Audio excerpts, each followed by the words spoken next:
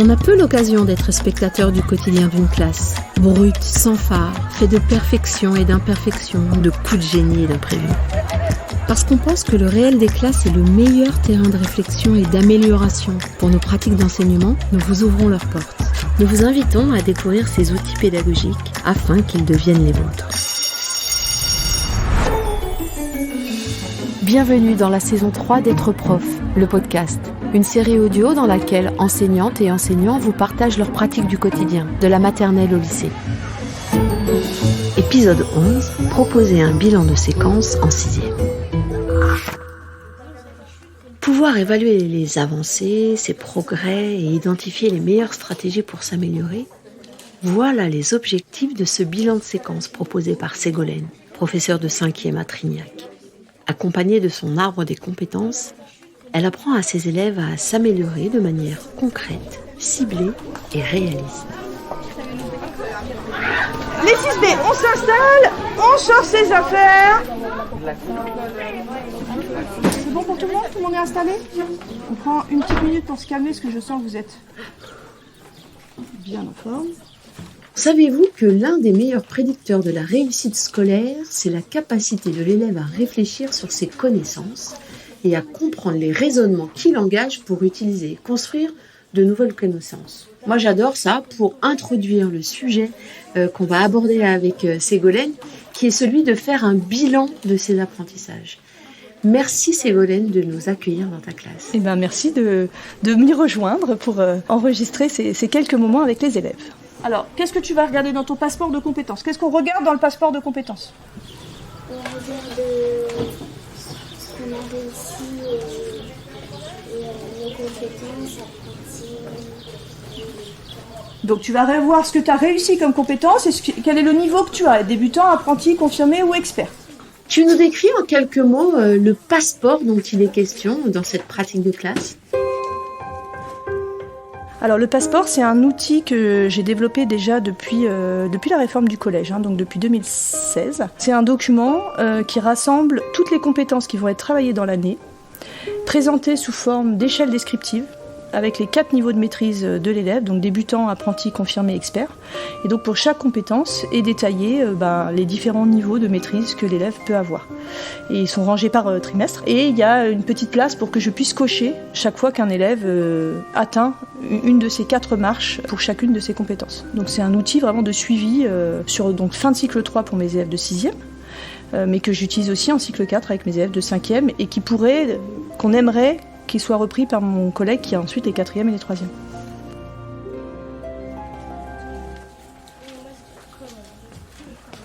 Aujourd'hui, on prend le temps de faire le bilan du chapitre qu'on vient de terminer, qui est le chapitre 8. Chapitre 8. On va faire le petit temps où on regarde dans le chapitre ce qu'on a fait, ce qu'on a réussi, ce qu'on n'a pas réussi, ce qu'il va falloir améliorer, et puis prendre 2 engagements pour progresser. Au-delà de la réforme du collège, qu'est-ce qui t'a mis toi en mouvement sur ce sujet? Qu'est-ce que tu y as trouvé de cohérent avec ce que tu es en tant qu'enseignante? Alors déjà, je fonctionne depuis longtemps avec des aides proposées aux élèves justement pour atteindre différents niveaux. Et moi, ce passeport m'a énormément aidé et ce fonctionnement avec des aides m'a énormément aidé à me demander pour chaque compétence quel était le frein qui permettait à l'élève de passer. Alors, je vais prendre un exemple très, très concret. Par exemple, étudier un graphique.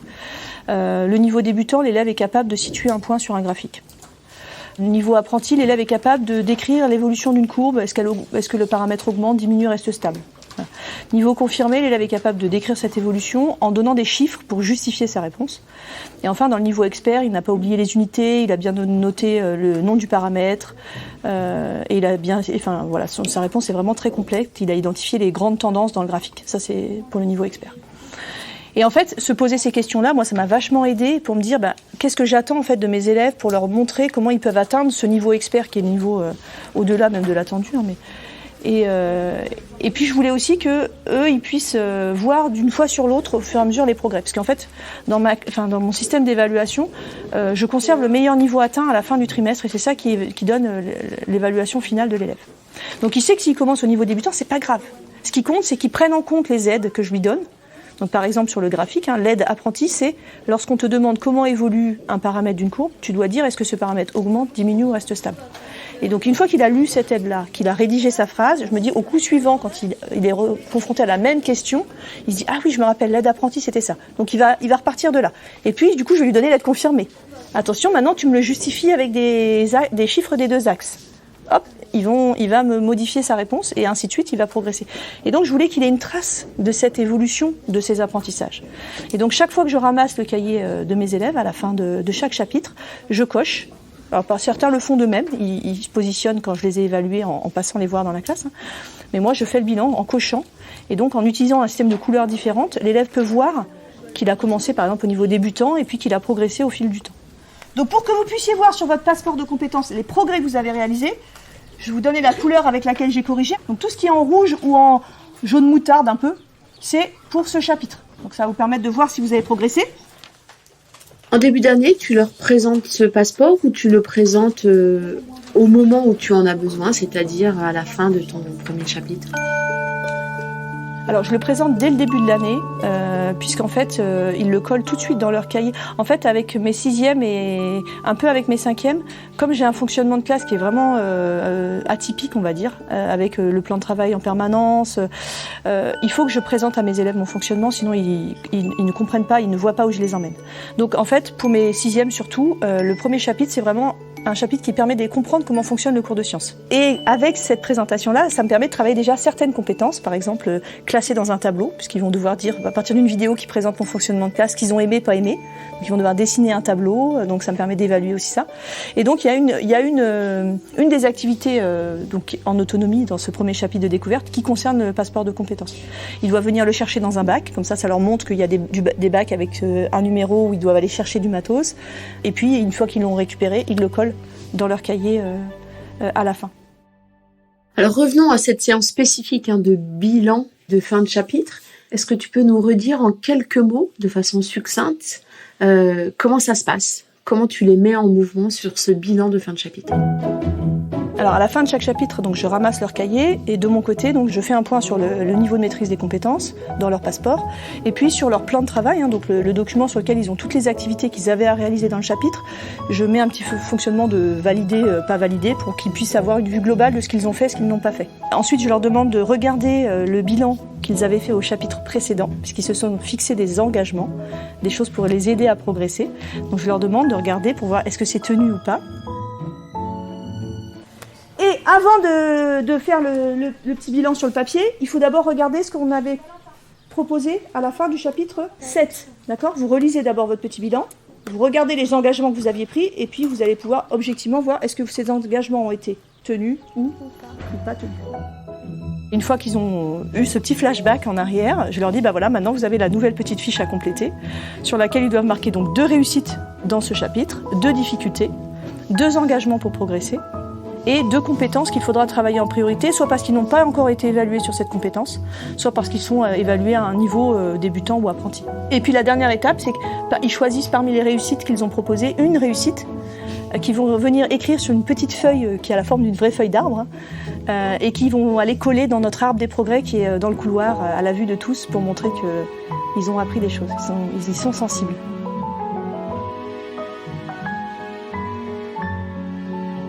Tout à l'heure, on va faire une activité tous ensemble. Et au cours de l'activité, comme d'habitude, vous pourrez compléter la petite feuille avec une de vos réussites. Et puis, par groupe, je vous enverrai accrocher votre feuille dans l'arbre. Tu nous présentes en quelques mots ce qu'est cet arbre?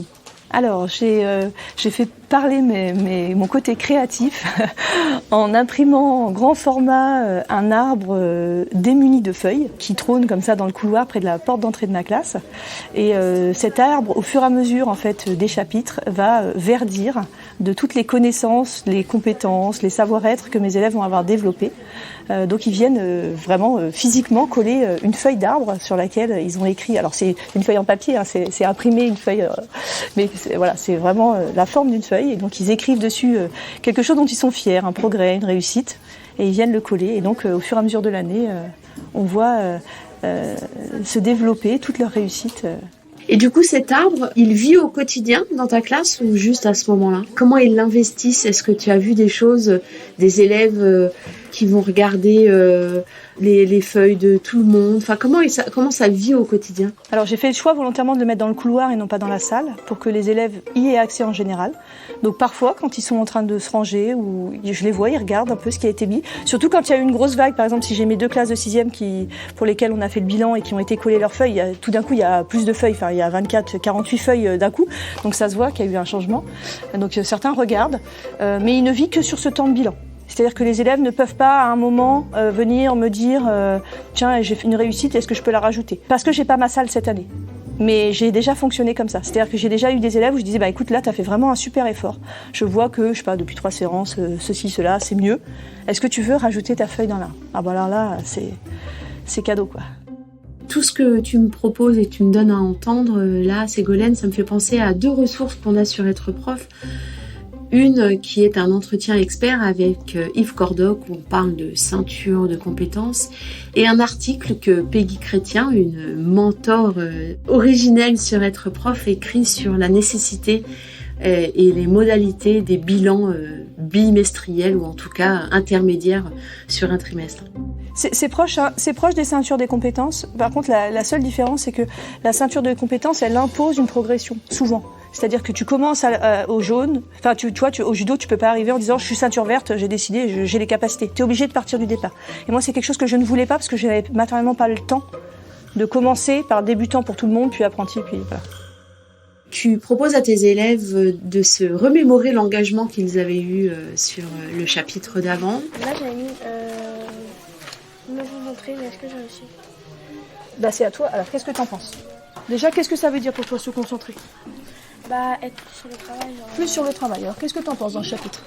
Est-ce que, quand tu regardes là ton bilan objectivement, est-ce que tu penses que tu as fourni plus de travail, tu as réussi à te mettre plus dans le travail? Oui. Si pour toi se concentrer, c'était être plus dans le travail, ben clairement là, tu étais plus dans le travail parce que tu as fait beaucoup d'activités. Si tu avais fait le travail à la maison, faire le pain et puis le petit travail à partir de la vidéo, tu aurais eu expert. Comment tu les accompagnes à cette rédaction de l'engagement? On m'entend peut-être leur dire d'essayer d'être dans le précis. Et puis de pas fixer quelque chose qui est inatteignable parce que alors, au début de l'année les engagements qu'ils avaient c'est je vais avoir que du expert partout. Alors bon, oui, j'aimerais mais je les sensibilise sur ces 2 éléments. Soit précis, c'est-à-dire au-delà de dire je vais bien travailler, qu'est-ce que ça veut dire bien travailler? Donc je les oblige à réfléchir aux facteurs qui va les aider à se mettre à moins bavarder, être plus concentrés, et puis à essayer d'être dans leur zone proximale. Voilà. Alors je leur verbalise pas comme ça, mais c'est un peu mon objectif. Pour les formuler les engagements, on avait dit on met pas quelque chose de très vague. Par exemple, on va pas dire je vais faire plus d'activités, je vais être plus autonome. C'est trop vague. Comment on s'y prend pour faire ça? Donc, je vais me mettre au boulot dès que j'arrive dans la classe, par exemple. Essayez d'être clair et précis dans ce que vous allez formuler. J'aime bien cette idée des objectifs. Sur Être Prof, on parle des objectifs SMART. Alors en français, en bon français, ça veut dire spécifique, mesurable, atteignable, réaliste et temporellement défini. Voilà, ce qui fait que on s'oblige à formuler des objectifs pas trop généraux pour qu'ils soient atteignables. Effectivement, si je me fixe un objectif, si je vise les étoiles, ça va être compliqué, alors que si je fais petit pas par petit pas, je vais me voir progresser et avancer vers les étoiles.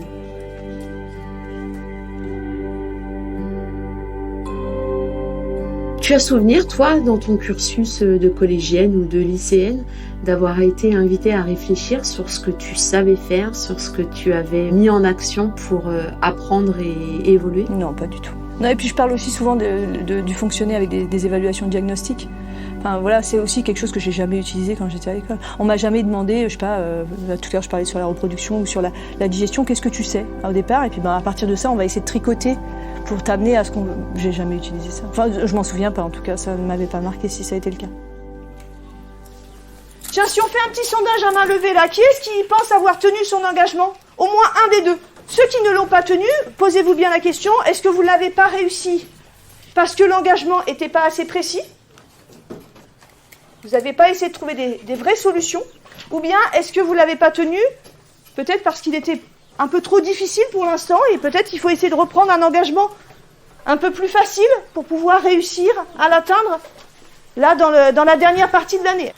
Quel animal représenterait celle que tu es quand tu as ce type de pratique ? Quel animal je suis quand je fais le bilan de... je sais pas, un animal qui... je n'ai pas encore trouvé, mais un animal qui voit une maman ours qui loverait ses petits au creux d'une grotte, tu vois. Et le côté un peu sécurisant, tu es capable, tu as progressé. Je sais pas, alors l'ours, c'est peut-être un animal qui peut être agressif, mais là, dans le côté, tu vois, maternant un peu, un animal un peu maternant. Voilà. Qui est-ce qui veut partager l'engagement qu'il a tenu et qu'il est content de lui ? Vas-y. Faire tout dans mon plan de travail. Tout ton plan de travail est terminé ? Enfin, après, vraiment, mais presque. Je suis contente parce que à tirer une conclusion, j'avais eu apprenti et maintenant j'ai expert. Là, j'ai réussi à m'investir plus. À plus t'investir ? Donc faire plus d'activités ou... Faire plus d'activités. D'accord. Ok. Et un petit conseil pour faire un premier plus petit pas possible avec cette manière de faire un bilan de fin de chapitre et de donner à entendre, donner à voir, de matérialiser auprès de tes élèves le cheminement qu'ils ont eu et les progrès qu'ils ont fait ? Je pense que c'est d'abord l'enseignant sur lui-même en fait. Enfin, je pense qu'avant de commencer à s'intéresser à le dire à ses élèves, déjà soi-même essayer de, comme je disais tout à l'heure, c'est ce qui m'a fait vraiment grandir, c'est de commencer par identifier les petites marches pour les élèves. Et puis une fois qu'on en a identifié, même ça peut être sur une marche, de dire bah voilà, maintenant je vais communiquer à mes élèves sur cette marche-là. Et du coup, ça leur permettra de revenir, enfin, en faisant des retours réguliers aux élèves sur cette marche, tu te situes là, tu te situes là, tu te situes là. Qu'ils aient voilà. Mais peut-être pas partir sur un outil avec plein de compétences, voilà, peut-être commencer par cibler une, mais le faire bien pour une. Et du coup, comme ça, on acquiert la logique, la dynamique, et puis après, c'est plus facile pour d'autres. Merci beaucoup, Ségolène. Eh bien, de rien. C'était Être prof, le podcast. Une série audio animée par Nathalie Dreyfus, enregistrée par Yanis Dokuto, Théo Cancelli et Laurine Bonnefoy, montée par Jeanne-Marie Desnos, réalisée et mixée par Benjamin Masset et Yann Thierry, et produite par l'Acme Productions. Si vous avez envie d'approfondir le sujet, retrouvez plus de ressources sur êtreprof.fr.